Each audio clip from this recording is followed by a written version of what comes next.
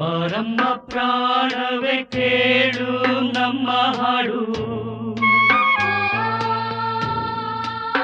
ಹಾಡುವ ರಾಗಕ್ಕೆ ಭಾವವೇ ಇಲ್ಲ ನೋಡು. ನೋಡು ತಂಗಿ ಬಂದು ನಮ್ಮೆಲ್ಲರ ವ್ಯಥೆಯಿಂದ ಇಂದು ತುಂಬಿದೆ ಈ ಕಥೆ. ಕಥೆಯ ಸಾಗಿಸು ಪ್ರಾಣವೇ.